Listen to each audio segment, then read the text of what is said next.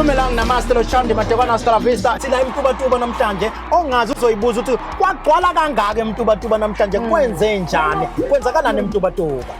Yey mapisa yenzekelile indaba emtubatuba inkosi Mtubantuba silethe isibhedlela sonke bayokhumbula ke abanye ukuthi ekuqaleni konyaka sithula inkulumo kaNdunankulu samemezela ukuthi siyaqala ukwakha isibhedlela lapha eMtubatuba nongqongqoshe naye uSimelane wamemezela ukuthi kuzokwakhiwa isibhedlela manje ke sizothula usonkontilaka ngokusemthethweni besiqasha nje abantu ngoba sithe asifuni lento yokuqashwa emakhoneni abantu umuntu engazi ukuthi kuqashwe kanjani kodwa futhi sifuna ukuthi uzoyithola kanjani uhlele khoneni Absolutely ngoba phela njengoba ongekho nje uhlele ekhaya nje nakho lapha etendency yaqasha sebeqashiwe ke abantu into emnandi ke ukuthi kuqashwe ngempela abantu abawudingayo umsebenzi abantu ababhekela imndeni omama obaba ngisho abantu abancane abasha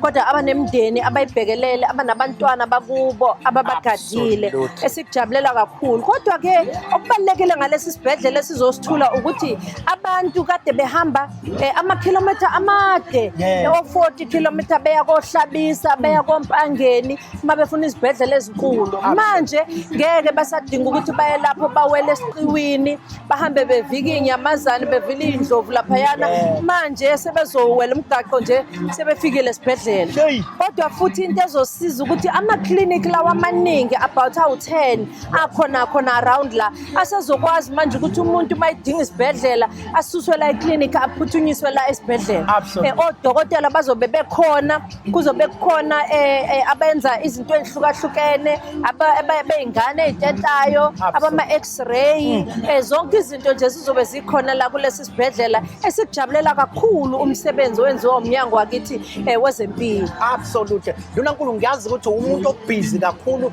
ngikubonile lapha neinsukwini ngeviki edlule sibonile ngolwesihlanu lapha ya eHillcrest esibhedlela lapha yana ni nabakwa Busa Med sicela usichaze yini lohlelo benilusa lapha ya hey laze labaleka uhlelo umnyango wezempilo Department of Health iyona le ibe nesivumelwane neBusa Med bakhumbula ke abanye ukuthi i-private hospital yase isayina isivumelwane neNkosi Albert Luthuli Hospital ukuthi besinabantu lapha yana abalindele ukuhlinzwa ihip abanye balindele ukuhlinzwa idolo iqakala abanye bathola ukuthi bahlele iminyaka emibili unyaka owodwa belindele ukuoperate manje lesisivumelwane ke ekuthiwa ke ithiwa ianthroplasty lento abayishoyo mabesho ngesingisi sodokotela manje sesiyakwazi ukuthi sibasuse la Albert Luthuli bahambe baye lapha ya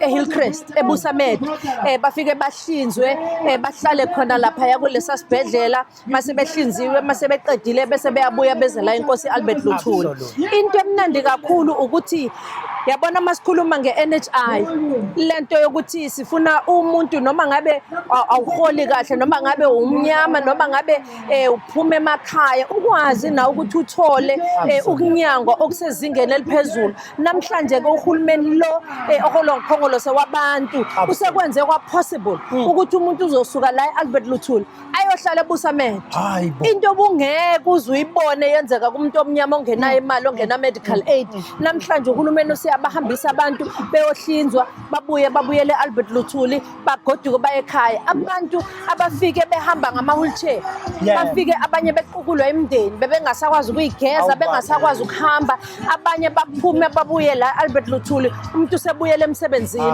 usekwazi ngisho ukudlala nanezingane into eyisimangaliso improve impilo yabantu ngendlela eyisimanga usujabulela kakhulu lo msebenzi ongaka owenzakalile ukuthi sibe naso lesisivumelane ne-department kanye neBusa Med kodwa ke lokhu kusifundise ukuthi nezinye izibhedlela zalapha badla izambane likapona ake sifunde manje ukuthi ngempela iNHI masikhuluma ngeNHI sithi abantu kufanele bakwazi ukuthi noma ngaba unayo imali kufanele uhlinzwe inhliziyo manje kufanele uhambe uyongena lapha kulesi sibhedlela ingakho ke uhulumeni ke siyakujabulela ukuthi manje sivula ibhedlela sisebenzisana neBusamedi siyakwamukela kakhulu siyababonga abaseMusamedi ukuthi bangacabangi ngemali kepha bacabangela ukuthi uhulumeni uzama ngakho konke ukuthi asindise impilo zabantu bakithi. Absolutely. Kumzi umlalelo sekhaya igama lohlelo kzrchat.gov.za. Uyayibonela ke nawe namhlanje siphethe undunankulu esifundazwe number 1 wesifundazwe. Awu siyajabula ke kuhlala kusijabulisa ukuthi ke sambe no number 1 yabona noma kuhluka nonyaka kuthiwa 1 sikubonile lapha ndunankulu ngoba siyazi ukuthi into yentswela ngqesho amathuba omsebenzi yenye yezinto ezixake kakhulu esifundazweni kodwa sinibonile niphumule nongqongqosho uNxesi walapha kwezemsebenzi likhulumisa into yamathuba omsebenzi awusethi nje fala kahle ukuthi ibithini into yamathuba omsebenzi. Hey into ibithi ngonyaka odlule sayibophezela la ukuthi sifuna ukuthi koshaya lesikhathi sibe siqashe abantu abangaphezulu kuka 600,000 600,000 saqala ke eCaris Fountain sanikeza abantu ngonyaka odlule izincwadi ezu 15,000 sibaqashe sadlulela saye eHarry Gwala eMoses Mabhida Stadium sabanikeza nakhona about 25,000 saqhubeka ke uthesha waya ngoba sithi la eKZN siyathesha siyasebenza uhulumeni uvula amathuba omsebenzi kuyasetshenzwa futhi full time lo sikhuluma ngayo kwakasithesha waya kodwa ke sihlangene ke no Minister uNxesi besikhuluma ukuthi ke manje sivulela amathuba abantu abawu 102,000 102,000 hayi 50,000 hayi 70,000 102,000 abantu abazongena bazoqeqeshwa mabeqeda ukuqeqeshwa bayongena emisebenzini bayasebenza kwenzela ukuthi umuntu angathi seqeqeshiwe angabe sakwazi ukuthi abe nomsebenzi so bazoqeqeshwa ke laba abantu bazoqeqeshwa ezintweni ezihlukahlukene babodwa baqeqeshela uagriculture babodwa baqeqeshela ukuphatha ukudla abaqeqeshela amahotela abanye abafuna ukwenza catering abanye abafuna ukwenza tourism abanye abafuna ukwenza noma yini khona ngisho security abantu bayaqeqeshwa ke lapha ya uhulumeni uzokhokha imali ukuthi baqeqeshwe abese banikeza stipend mase beqedile ukuqeqeshwa banika stipend bese beyaplacewa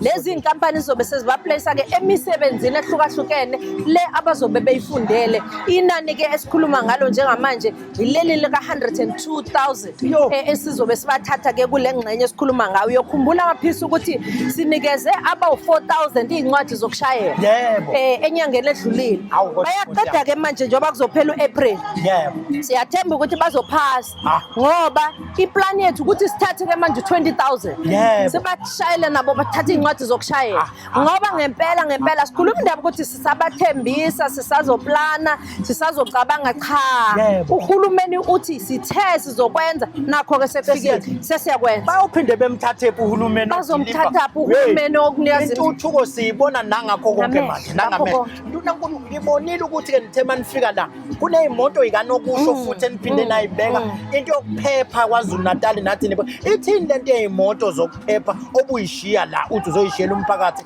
waseMtubatoni inkosi impela ngeke umbone uhulumeni enikeza umphakathi imoto yamahala u-double cab u4x4 imoto yamahala ukuthi lezi imoto ake ziphume ziyolwa nobugebengu emphakathini umphakathi walapha kule ndawo ubhekene nenkinga kakhulu yokuntshontsha kweimoto kodwa futhi sinenkinga yokuthi kunabantu abangena eSouth Africa bengenawo amaphepha siyalakha ke udonga lapha yamkhanya kude lokuthi sivale manje ukuthi abantu abangene ngamaphepha bakithi hayi ukuthi abantu bakithi asibafuni kodwa akungene ngeimvume kungene ngendlela okuyona kwenzela ukuthi phela siphile sivane ngisho nezigebengu manje ke le imoto sikhiphela ukuthi ziyolwa nobugebengu nakhona kukhona abafowethu nodadewethu esibaqeqeshayo ukuthi balwe nobugebengu nabo ke sobe sesibaplace ke nakuma companies ama security companies abanye abazoqeqeshwa kuona ebese beyaphuma ke ama community police forum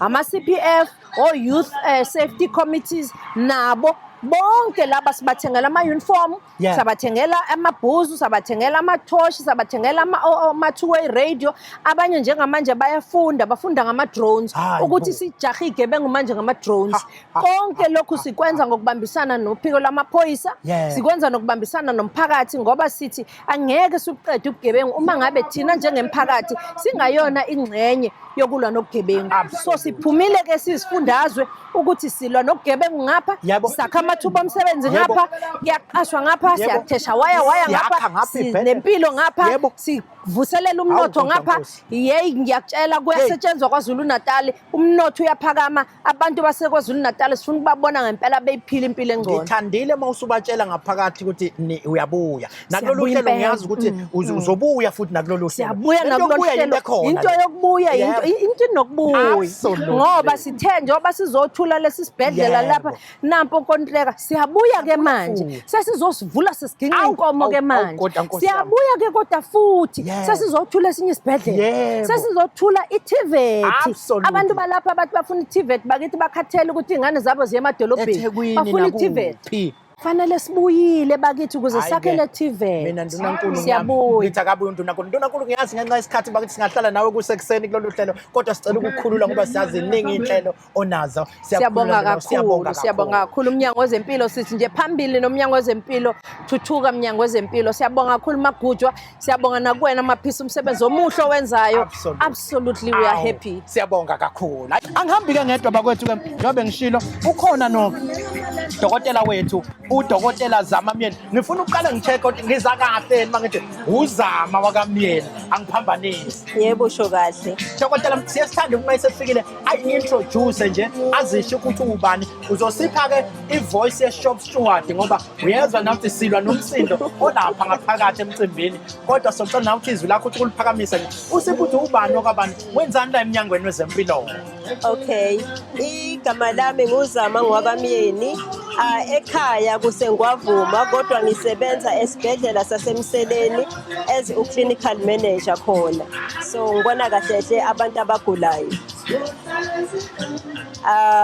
Yes, so ngiqale ukuba khona emseleni ngonyaka ka2012. So njengamanje ngisebenza khona as clinical manager.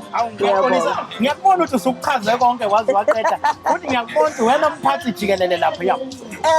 Kunesifo ke la Nkosi yami ekukhulunywe ngaso esiba affecta kakhulu abantu. Angazi ke nisibiza kanjani nina. Ngiyafisa usibize right. Mina ngithi luphuzi, abanye bathi lupus, abanye bakubiza ngamagama ahlukahlukene. Mhlawumbe umuntu wasekhaya ungamchazela ukuthi yini le lupus, into ebonakala kanjani mawuchaza nje ugogo ehlalele lapha ekhaya. Okay, so i-lupus esinye sezifo eyiyele zibonakale. So kwi-lupus into eyenzakalayo siyele siyibize ngokuthi izifo ezikuyi-autoimmune. Okay. Okusho ukuthi umzimba wakho, i-immune system yakho ifayithe ama-tissues akho omzimba. So uma lokho kwenzakala bese kuba khona ushintsho-ke olwenzakalayo emzimbeni womuntu. Ngiyayithola. Mhlawumbe ke kungagcina kubani osengcupheni yokuthola lesifo. Nanokuthi nje dokotela mina ngiyangithanda ukuthi masikhuluma ngalezi zifo lezi engajwayelekile. Nomuntu kumbeka nje isithombe ukuthi umbona kanjani mhlawumbe onaso leso sifo leso. Ngingambona ngathi cha lupus le into engiyibona kanjani mayisikuphethe umuntu. Okay. Isikhathi esiningi isifo lesi esibonakala ebantwini besifazane. So u90% kuba abantu besifazane. Nakhona kubantu besifazane isikhathi esiningi kuba abantu abakuyi-childbearing age. Okusho ukuthi isikhathi la abantu khona abakhulelwayo nabakwaziyo ukuthi babelethe ingane. Yilapho lesi sifo esibonakala khona kakhulu. So impawu zakhona isikhathi esiningi kuba ukushisa komzimba. Othola ukuthi umuntu uba ne-fever, shokuthi ukushisa kuba phezulu. And then enye into ebonakalayo kuba ubuhlungu bama-joints. So kuba khona ama-joints onke omzimba abe buhlungu. And then bese umuntu wakhona uba ne-rash. So isikhathi esiningi sisuke sikhuluma nge-rash. Uma ukuthi iba sebusweni uthola ukuthi ithatha ihlathi bese iyacrossa kwi-nasal bridge. So kuba ngathi isiphaphalazi or singathi i-butterfly. Kodwa ke akubi ilokho kuphela. Kukhona okunye okubonakalayo abanye abantu abangafika nako. So abanye abantu uthola ukuthi bangaba nokuthi nokuba ngathi baphazamisekile emakhanda. Abanye uthole ukuthi baba nokudlikizo okuba khona. Absolutely. And then bese kuba nazo zonke umzimba wonke. Uthole ukuthi mhlawumbe umuntu angaba nenkinga yenhliziyo, angaba nenkinga yamaphaphu, ukuphefumula, angaba nenkinga futhi esiswini, mhlawumbe ubuhlungu besisu, even izinso nazo ziyaphatheka. Nesikhumba futhi isikhathi esiningi kuba yiyo irash le engikhulume ngayo, nokuthi bayezwela kakhulu elangeni, baba photosensitivity. Absolutely. Ayi dokotela ngiyabona ukuthi uyayicula lento. But-ke ngiyafisa ukwazi ukuthi-ke i-lupus le iyagwemeka yini noma isifo nje esingagwemeki kalula? Cha, akusona isifo esigwemekayo, asigwemeki ngoba sishilo ukuthi kahle hle kusuke kuyi-immune system yakho esuka ilwa nomzimba wakho, so ayikho indlela ukuthi singakwazi ukuthi sisigweme. Absolutely. Ngiyazi-ke ukuthi-ke i-lupus le kuyenzeka yini ibulale i-lupus noma isifo mhlawumbe okuphilekayo nje naso, isifo esingasho ukuthi siyabulala noma kuyaphileka naso? Isifo esingabulala, kodwa futhi uma kongukuthi sitholiwe, uyakwazi umuntu ukuthi athole amaphilisi azowasebenzisa ukuze azokwazi ukuthi kube isifo azokwazi ukuthi aphile naso sikhontrolekile. Hayi-ke ngiyabonga kakhulu dokotela. Ngale kokuchitha isikhathi angivele ngihambe ngejubane ngibheke manje-ke enkosini yesizwe, Nkosi yami SakaMkhwanazi, ngokuyithoba okukhulu. Manje ngizokhuleka la kundaba ezethu ukuthi-ke mase kulolu hlelo ngibuye ngiphoqele ukuthi ngisho igama lomuntu omdala, ebese ngithi ngiyaphuma usengifuna iy'mbuzi lapha ney'nkomo, kanti anginazo lezi zinto. Kodwa ngizokhuleka kundaba ezethu ukuthi-ke ngiyacela ukuthi ngibazise abantu, sikhuluma nenkosi SakaMkhwanazi, bathi umabizo wami-ke bathi uNtokozo ngoba nami nguNtokozeni. Manje kodwa ngeke ngilisho kakhulu igama lomuntu omdala, nami angisabizwa nje ngegama la ngoba kukhona inkosi namhlanje. Igama lami senguMaqeda namhlanje, kuyoze kube sihambile-ke inkosi ngiba uNtokozo. Kodwa-ke ngale kokuchitha isikhathi asibingelele enkosini yesizwe, sithi sawubona. Siyabingelela Maqeda nesizwe sonke sakaMpunyoni ne-KZN yonke nje siyabingelela. Hayi-ke sibonge bakwethu esiyilandele la inkosi yesizwe ukuthi kisitshele nje kafushane ukuthi-ke njengoba sila namhlanje kwenzakalani esizweni senkosi. Siyazi phela ukuthi-ke masilabe kufune sifike sikhuleke kuqala, kodwa nje esibeke esithombeni inkosi yesizwe sizokwenzani la, kwenzakalani la ebukhosini bakwaMkhwanazi namhlanje? Maqeda kuzokhumbuleka ukuthi isizwe sakwaMpunyoni noma lapha eMtubatuba sike safaka ikhalo isikhathi esiningi kuhulumeni wakithi lapha KwaZulu-Natal ngesikhalo sokuthi mangingakhuleka nje enkosini yesizwe ithi kungiphakamisela ivoice lapha ngithi basizwa le konongoma emakhaya zonke indawo bayasifuna ukulizwa izwi lenkosi, lokho bayakhala bathi awusinyusela ivolume. Sicela nje usiphe ivoice yeShop Stewart. yebo Maqeda. Cha, namhlanje uhulumeni walapha KwaZulu-Natal usibala uMEC kanye noNdunankulu walapha KwaZulu-Natal beze lapha ezizweni saseMtubatuba ngaphansi kwesifunda saseMkhanyakude, lapho khona besikade sizophendula isoyi lapho kuzokwakhiwa khona umtholampilo okuyisibhedlela sisezingeni eliphezulu. So ingakho-ke lokho-ke sihlangene ngakho-ke namhlanje njengoba ubona umcimbi umkhulu kangaka. Uhulumeni uzosiqinisekisa ukuthi ikhalo ekade khala ngaso lapha ezweni uyawenza umsebenzi uzodeliver lokho-ke namhlanje. Absolutely. Ngizwile kuthiwa-ke hayi esinye phela sesizwe lesi nephethe ngisho amabhubesi lapha ney'ndlovu nakho konke ney'ndlulamithi lapha esiqiwini. Abantu bekubuye kufuneke-ke benqamule isiqiwi uma beya lapha. Leli klinikhi ngizwa kuthiwa selizonqamula-ke lokho ukuthi abantu benganqamuli isibhedlela lesi mase sakhiwa, benganqamuli isiqiwi. Kuthini mhlampe ukuthokoza kwesizwe nokuphatheka kwesizwe ngaphansi kwalolo hlelo? Maqeda isizwe saseMtubatuba siyisizwe esikhulu kakhulu, futhi naso lesizwe lesi nje singakusho ukugcwala umlomo ukuthi ngaphansi kwenkosi uMtubatuba municipality inkosi ekhona iyodwa kuphela yiyo le kaMkhwanazi, ngoba nayo phela inkosi uMtubatuba uyena ukhokho wami. Lesizwe lesi isizwe engasho ukuthi siyakhula ngandlela esimanga ngenxa sokwakhelwa izinto eziningi ezinsiza lapha ezizokhumbula nje umusho iqiwi ezikhona nje lapha eSampunyoni ezimbili ngabala isimangaliso Wendland Park, ngibala uMfolozi Game Reserve lapho khona iqiwi ezikhona ezu2. Ngokwesimo sesibhedlela la eMtubatuba isibhedlela bekade singekho noma sikho, bekisebenzisa isibhedlela esingomakhelwane le kohlabisa noma sihambe selena eNgwelezane la besihamba khona amabanga amade uma ngabe kumele sihambe abantu abagulayo kumele besibhedlela.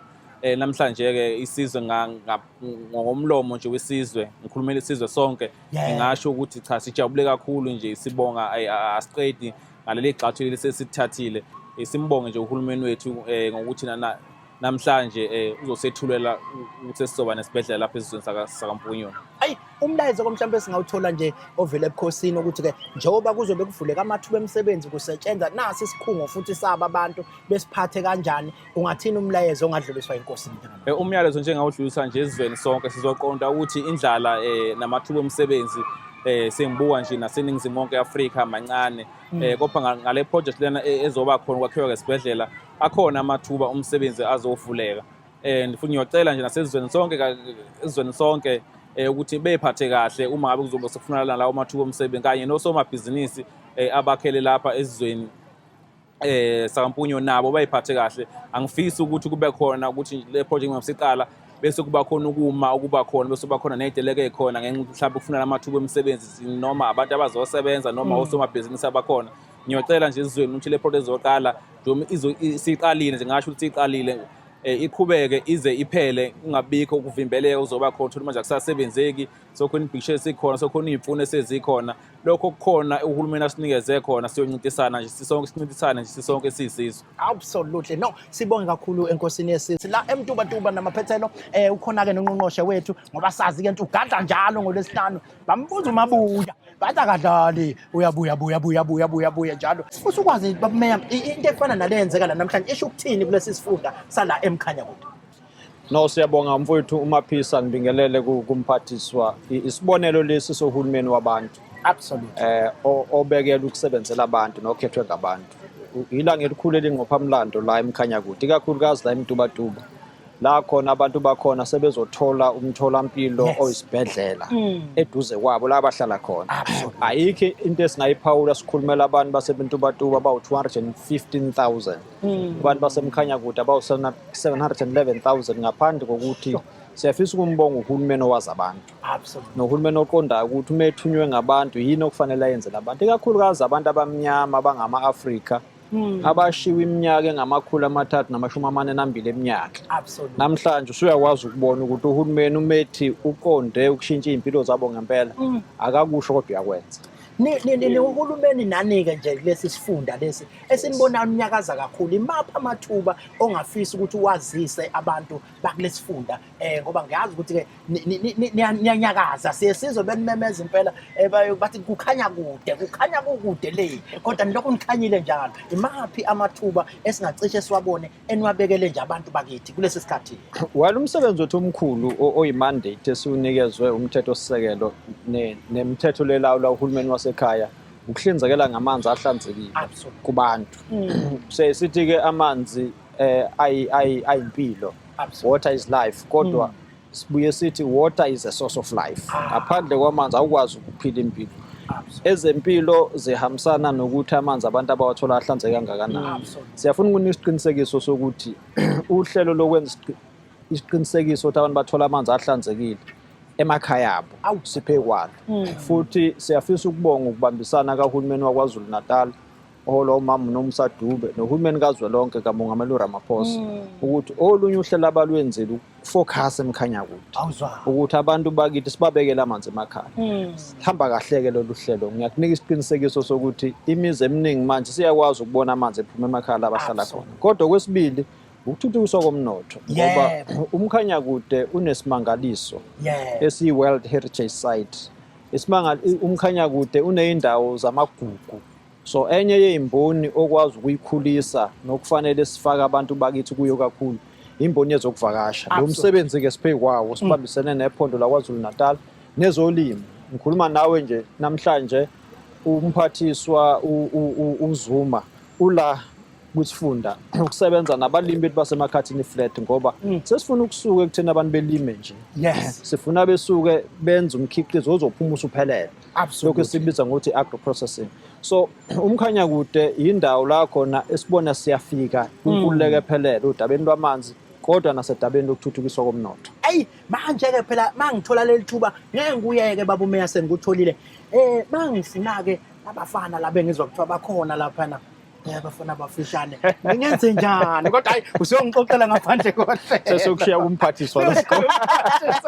Cha sibonge ukhona mhlawumbe umlayezo ngoba ufisa nje ukudlulisa kubantu baseMkhanyakude kulesikhathi. Sifuna ukuba nesiqinisekiso ukuthi uhulumeni usebenza ngawo wonke amandla ubeka impilo zabo la kufanele ifike khona.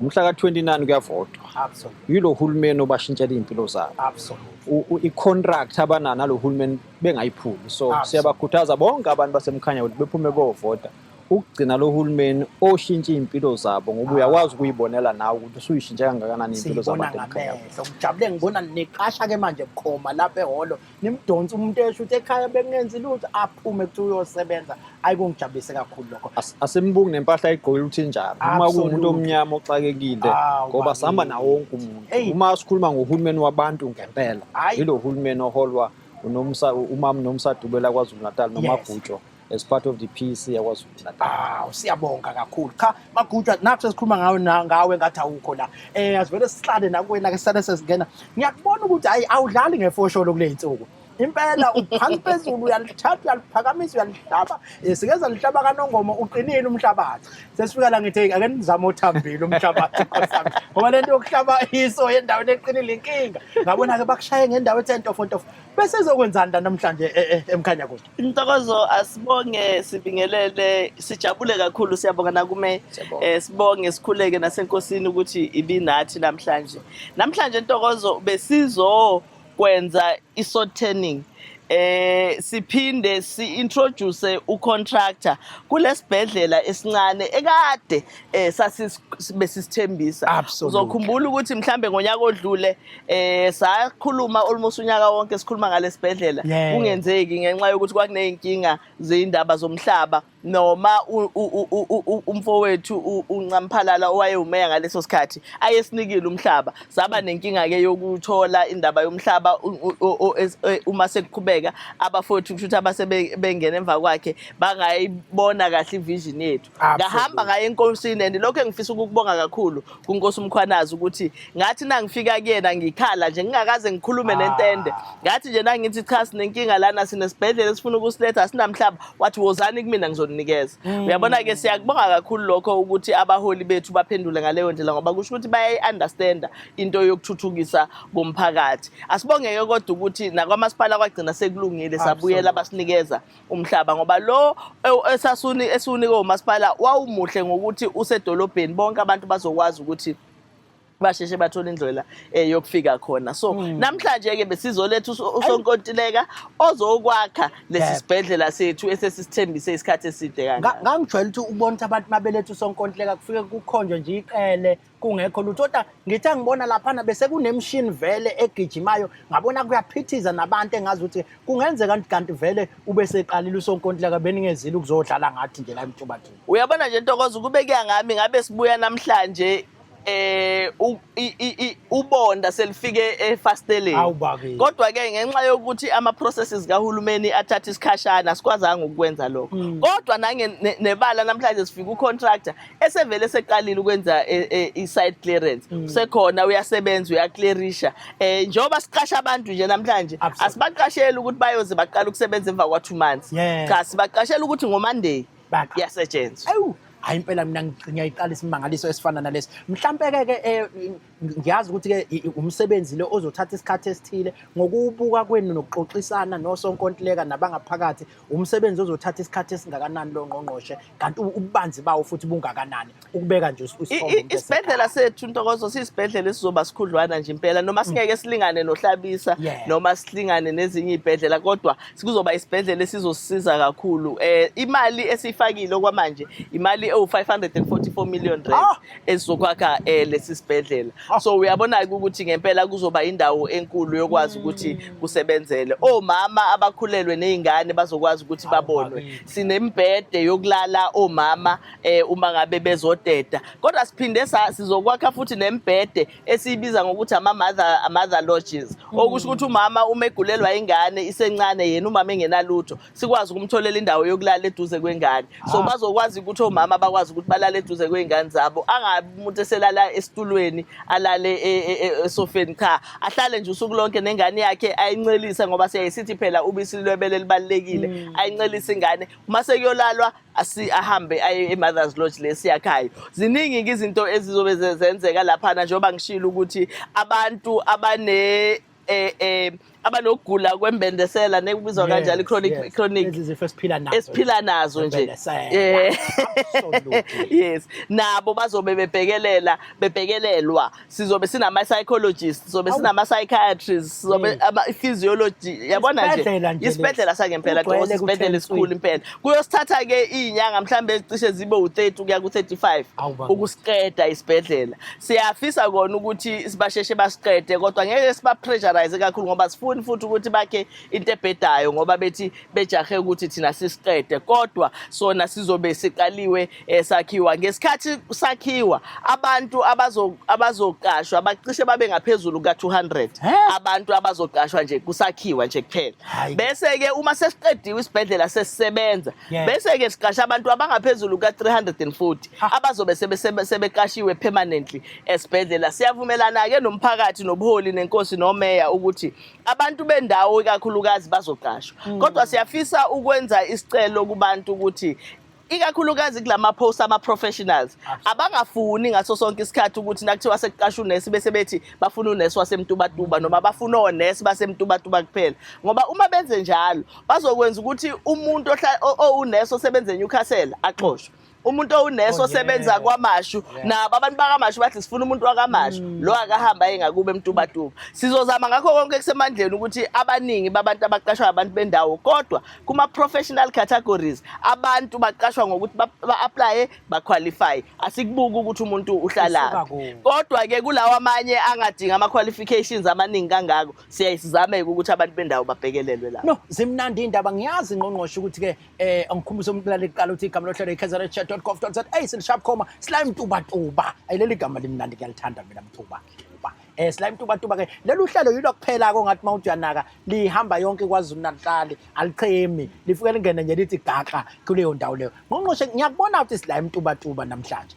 kodwa singabheka nithi futhi kube khona mhlambe nabanye obakhumbulile kulesi sikhathi ukuthi sibone nakhona siliphendula iso imaduze nje aningakhulu Ntokozo uyabona nje ngeviki elizayo sizobe sile eMshwathi sizobe eMshwathi esiyosiphendula iso ikhona esibhedlela clinic yakhona iclinic ke khona kuyobe kodwa iclinic enkulu ngoba kuyobe iclinic yabona ama clinic asakhi lama clinic anama consulting rooms amabili kube sengathi sekuyihonje nakhona kucishe kusondela uma sisuka lapho sikhona esinye yenye iclinic futhi esiyenzayo ile eNyavini nakhona siyophendula isoyi lakhona sibashiye no contractor siphinde siye eMpaphala kuningakhulu lapho esobe sikhona Ntokozo sobe sigcwele yonke indawo kodwa sizobuya futhi la eMkhanya kude ngenyanga ezayo ngoba kukhona umsebenzi esasiwenza esibhedlela eManguzi umsebenzi omkhulu ongaphezulu ka300 million esasiwenzile so sesiyovula lo msebenzi ke official isibhedlela sakhona bese siyaba handover umsebenzi esasiwenza ngiyalibona lelo kubuya selize liyangena la ulimi nayi wakwetha kahle inkosi yangapha kwaMandlakazi yathi uyabuya hamba buya uyabuya ngizwile kuthiwa kade nihambise ama lightning conduct ensukwini uyangifona ukuthi senifuna ngingashawa nayizo ithi lento le ngizwile kuthiwa kade nihambisa ama lighting conduct hayi kumnandi kakhulu kwaMandlakazi Ntokozo engathi ngaloku uhamba nje uyoveka nje lokhu uhamba lesasikwasombili cabanga ke ngoba sisazobuyela ngoba phela kusafuna siyobheka ukuthi lo msebenzi esibashiye bewenza begugula inhlabathi seyifakiwe yini ifence uyaqala yini umsebenzi weclinic yakhona so nje hayi so mahamba babuye ngempela hayi zimnandi indaba ngempela ngoba uyayibonela ukuthi uhulumeni le osebantwini uhulumeni wabantu ugijima kubo ngqo abantu and ngiyayithanda ke into mayiseke beyisholo bona abantu ngizwile etendeni benimemeza bathi sicela nibuye mina lento yokubuya inobungozi but mabethi sicela nibuye futhi bafuna nokunihleli lapha ke manje singabe nisihamba lithi sicela nibuye but futhi nangomhlaka ngathi 20 bani bacela nibuye ngisho na after wona lo mhlaka 20 bani mina ngithi abantu abatalkative bayakhuluma kodwa ayikho into esingayenza cha ngqongqoshe bayikhulumela bona bathi bacela ngazi ngomhlaka 20 bani nibuye u29 yile no 20 manje konakele sekulate manje konakele kodwa ke cha bathi bacela nibuye abantu niqhubeke nomsebenzi omthenze wenza la sithema sila eMkhanya kude sabe sesibuka into le yokugoma ngqongqoshe ngoba into efaka ukugoma phakathi uyakhumbula ukuthi kuthema kufika uCovid wangathi ukugoma into entsha yayisithi mayisiqala lento yokugoma kwakhona ukuthuka ukuthi-ke hayi lento yokugoma sekugonyela u-COVID abanye bayibeka izici bawubeka lokhu ya kodwa sasesisho ukuthi cha ilento yokugoma njalo bafowethu into eyayivele ikhona uyabona nje iviki leli kuze kuyoshaya umhla ka-30 April sisuke kuyiviki leli le-Global African Vaccination Week okuwukuthi-ke sibungaza nje lento yokuthi-ke asikhumbuzisane ukuthi yini ukugoma kwakuyinto eyayiqale nini manje ngilandela ingcwepheshi umuntu kongeke umthinte ngokugoma kuthiwa naye wathi ezalwa wagonywa manje ngeke umthinte-ke usezwakela ngisho esikoleni uma sizama Mkhumane ake sikubingelele usitshela ukuthi ubani wakabani wenzani la emnyangweni wezempilo KwaZulu-Natal. Ngibonge kakhulu Ntokozo ithuba ongipha lona kodwa ngaphambi kokuba ngiqhubeke ngicela nje ukwenza ukubingelela okukhethekile kungqongqoshe wethu wezempilo siyabonga kakhulu ukuba nongqongqoshe ofana naye okhuthele njengaye igama lami Ungafakazisa leli lithi uhamba abuye ngiyafakaza impela uyafuna futhi abuye absolutely igama lami uZama Mkhumane ngoba usushilo dabuka ngisuka eNgwavuma kumasipala waseJozini uMkhanyakude idistrict ngokusebenza ngikhona lapha eminyangweni ehhovisi lomnyango wezempilo eJozini ngisebenza khona njengonesi oqeqeshelwe ukuthi ebheke izingane zomkhanyakude wonkana yebo kushuthi wena ucishe ufana no district director into enkulu lapha kodwa ukuthi yena bakunika izingane nokuvaccinate cha ngiyayijabulela leyo ngiye ngiyibuzeke ngiyasiqala isibongo saka Mkhumane bengithi niwokhumalo kodwa ngiyabona nawe noma usisho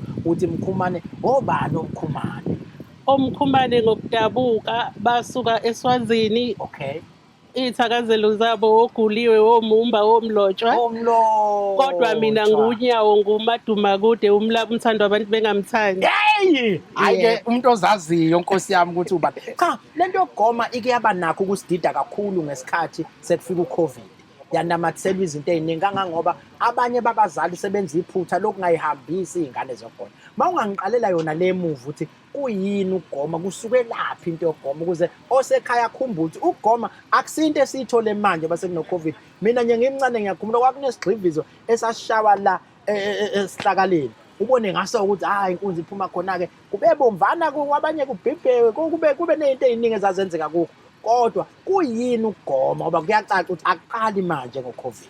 Yebo ngibonge futhi ithuba ukugoma kudala uma sifunda siyathola ukuthi kuneminyaka engaphezulu kweminyaka engama50 nakho sineliviki leli elibizwa ngoAfrica or World Immunization Day isuselwa lapho ukuthi sikhunjuzwe ukuthi ukugoma kudala kangakanani futhi ukugoma kusisiza kakhulu izingane ukuyivikela ezifeni zazo izingane zigoma ukuze amasosha evuseleleke ukuze sithi masifika isifo okunjengewo inqubulunjwana i-measles or isimungumungwana uvendle thola ukuthi amasosha engane emzimbeni ready ukuthi alwe naso leso sifo ukuze ingane izokwazi ukuthi ikhule kahle ivikelekile.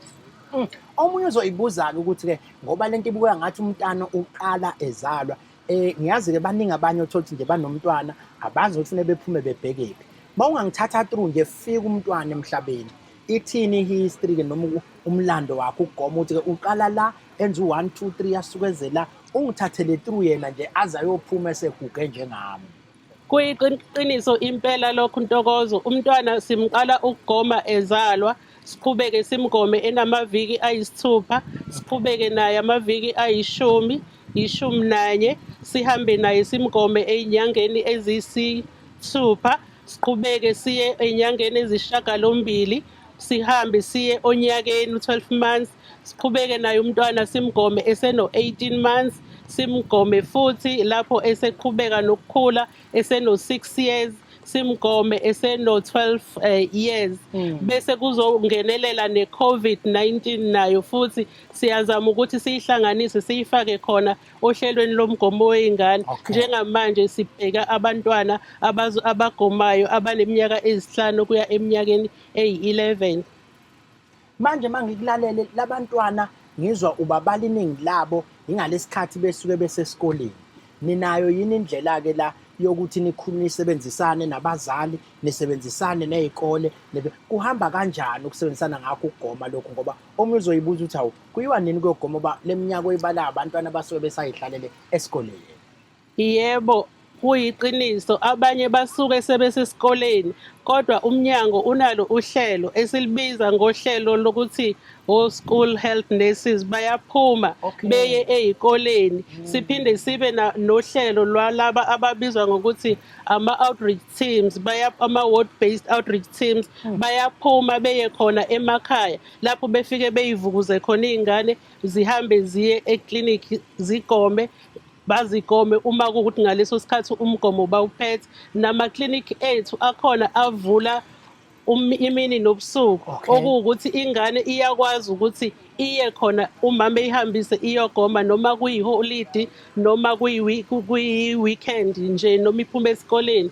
Futhi siyakwazi-ke ukuthi sihlele nemigomo ukuthi siphume nje mhlampe isibhedlela noma iklinikhi thile iphume ihambe ithi njengamanje siyahamba siye emphakathini othile siyobagoma ngoba siyabona ukuthi abakwazi ukuza kithi thina akasambe siye kubona. Hayi wayichaza kahle kakhulu. Ngikhumbuza umlaleli ekhaya igama lohlelo KZN.co.za. Silishaya bukhoma-ke namhlanje sila emtubatuba nalapho-ke ebesifike ngenkani sihamba noNdunankulu noNgqongqoshe sizohlaba isoyi. Hhayi-ke la asibo-ke thina labantu mabehlaba isoyi bese kuphinde kuthi kuphela iy'nyanga eziwu-14 kuma kuthiwa nawu kanda udlula kanti ubusadlula uyakulela ababelihlabe ngonyaka muphi unyaka bangawazi bathe belihlaba isoyi ogandaganda bakhona laphaya sebeqalile bayasebenza kuyambiwa iyaqala i-foundation njengoba sikhona lapho baqashiwe abantu kuyaqala kuyasetshenzwa. Silake-ke entweni ethinta ugoma namhlanje sinomama uZama Mkhumane okuyena osisondezela into yokugoma. Ubusasho ukuthi-ke kukhona ukusebenzisana ney'kole but-ke khona ney'vumelwane nemvume ekufuneka itholakale kubazali yabona ingane ukuze igome iye isebenze kanjani-ke leyo nto nanokuthi yiphi imeseji ongayisha kumzali ngoba khona abazali ongathi ukuthi uyayinqabela ingane ukuthi igomelwe but imuphi umlayezo eniyena udlulise nawuthi-ke ukuvumelana kuye kuthini kusebenza kanjani ukuze sikwazi ukumgoma umntwana esikoleni. Yebo, kuyiqiniso kuba khona ukuvumelana phakathi komzali nathi siwumnyango wezempilo ukuze sikwazi ukuthi sigome ingane yakhe. Siyabachazela ukuthi ukugoma kubaluleke ngani.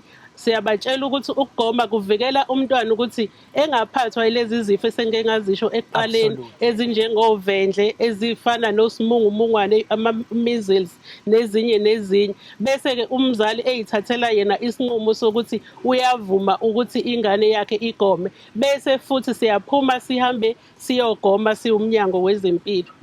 No, ake ngiphuthume ngithathe nangusiboniso esemoyeni ngithi sawubona usemoyeni sawubona. Sikhona mfowethu usibonisa ukuphi ne-South Africa? Ushaya ukuphi ne-South Africa Siboniso? I-network engathi izoshaya-ke la. Mhlampe ungakubike udaba lwakho?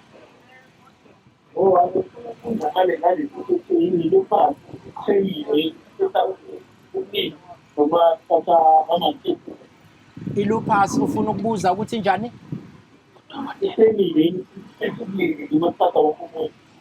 Uzwe la ekuthiwa ngathi siphatha abesifazane manje sichemile noma ngabe siphatha wonke umuntu ngizombuyisa kudokotela waso azokwazi ukuthi asiphendule la ulalele nje emoyeni mfowethu.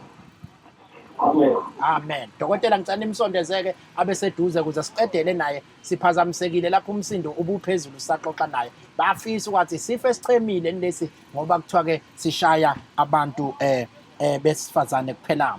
Manje-ke yini okumele yenziwe umzali olahlekelwe? Okay, ake siqale la ekuthenini-ke yini umzali emgadayo ukuthi-ke lezi insuku nalezi zokugoma ngoba phela nami ngihleli nje nengane angeke ngazi kule nyanga-ke siyagoma ikhona nohlelo olinalo lokugada umzali onengane ukuthi-ke landela nansi imigomo noma ninalo ikhalenda elithile noma into ethile nimnika yona ukuthi-ke mzali hlala kule nto ukuze ugome ngendlela eyiyo.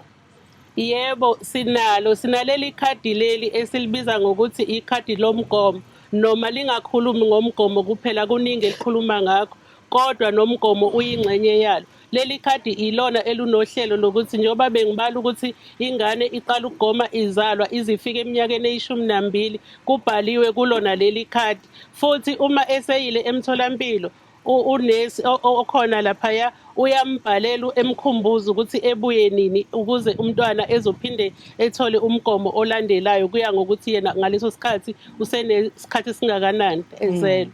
Ayi wayichaza kahle-ke manje-ke omnye umzali uzothi lingilahlekele leli khadi lelo ukuthi ngangibonile kuthiwa ngoJuni nanini agcine eqagela nje esingane. Ikhona indlela ukuthi mase ngililahlele leli khadi ngikwazi ukuyocela elinye kanti ngikhumbuziseka ngani futhi ukuthi ngazi ukuthi ngangigcine nini ukugoma.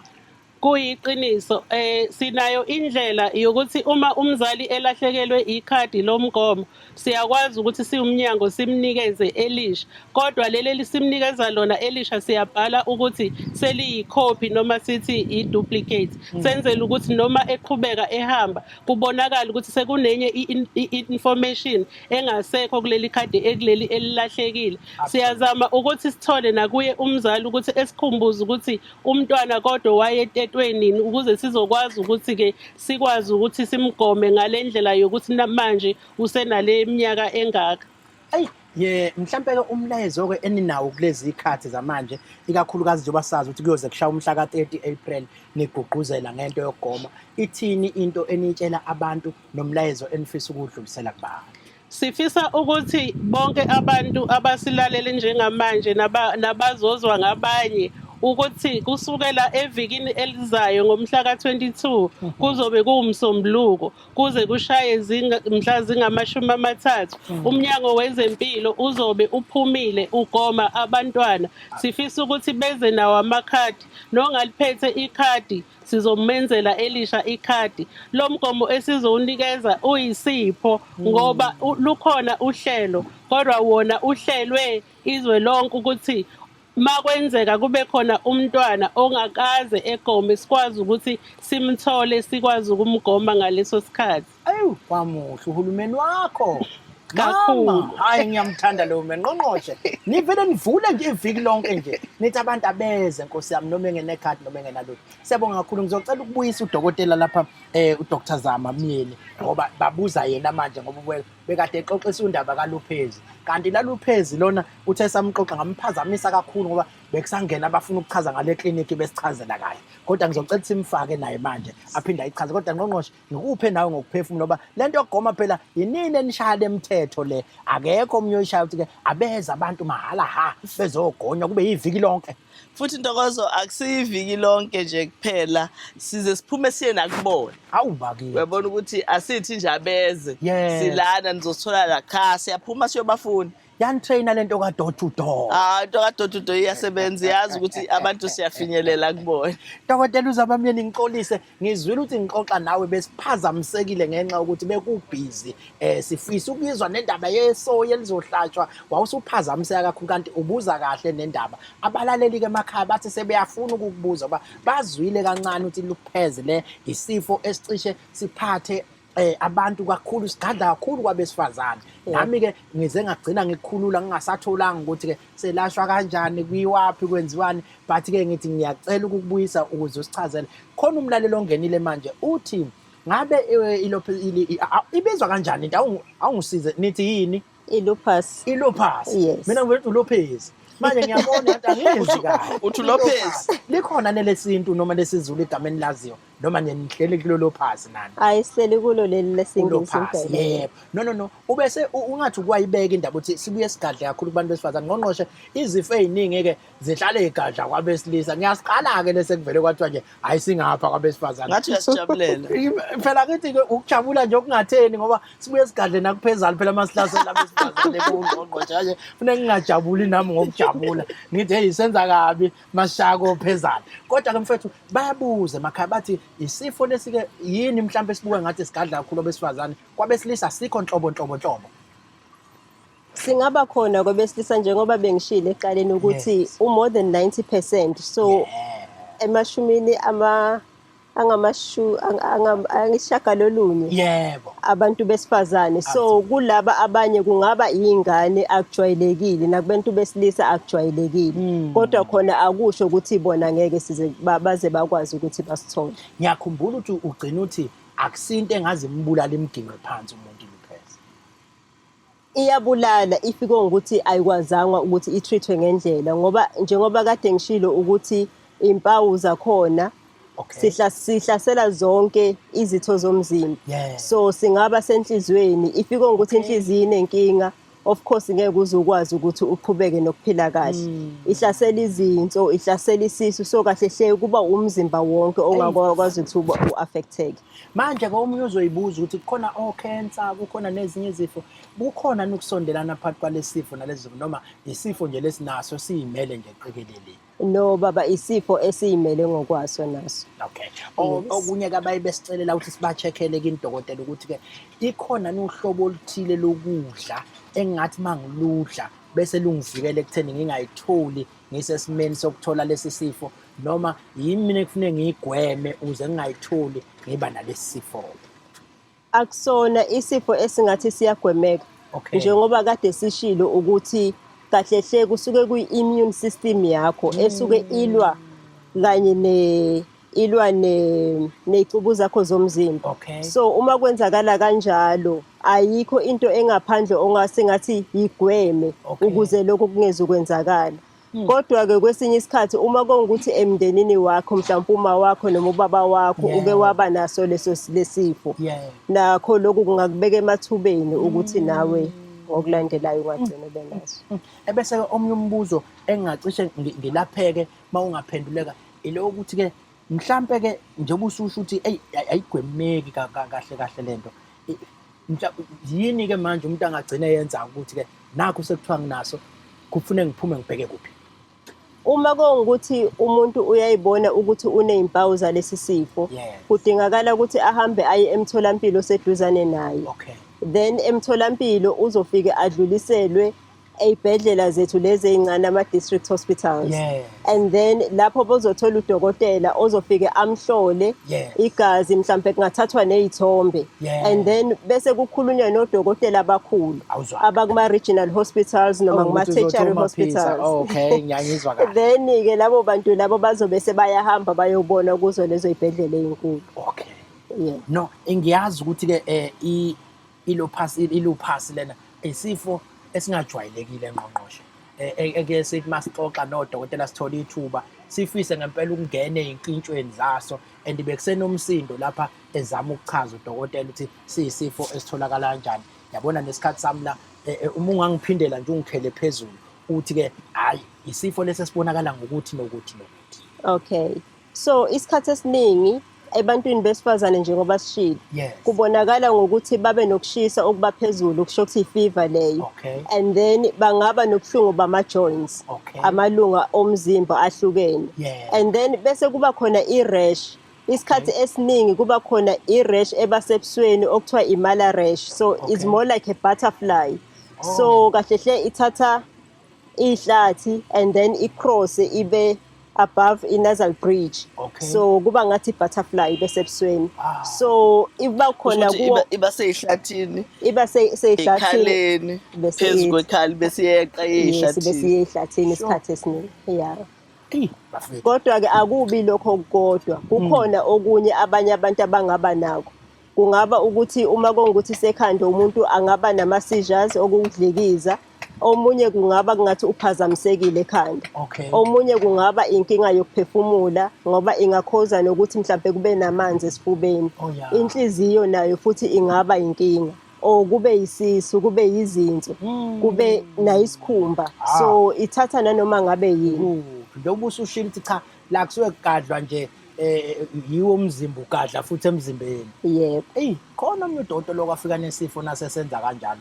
Angisazi kwakuyisiphi manje ayimanje lento ngiyibamba la kule show. Lapha eMedunsi ngangikhona ema-passage kuyikuthi sasizwana kakhulu nalaba befunda khona beyabangani.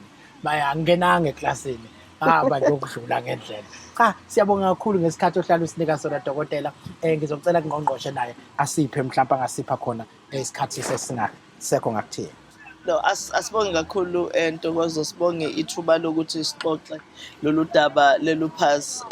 Kuyasiza ke ukuthi sixoxe ngezifo ezinye esingayijwayele, esinye esingazazi, nalezi abanye abantu baye bacabanga ukuthi ezabanye belinye ibala, not necessarily thina.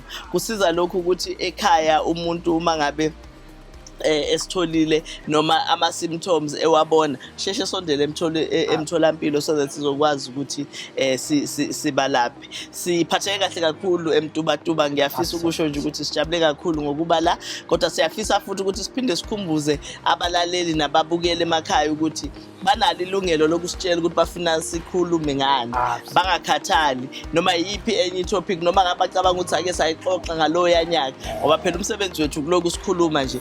Asinankinga yokuthi siphinde bakhumbuleke ukuthi ilungelo labo lelo lokusitshela ukuthi hayi kulokhu anike nixoxe nokuthi indlebe iphathwe yini eyenza ukuthi ingane iphathwe indlebe, yenziwa njani uma isiphethwe indlebe, zonke lezo zinto. So we are open. Siyabonga kakhulu ukuthi baqhubeke basilalele, sicela baqhubeke basilalele basibukele.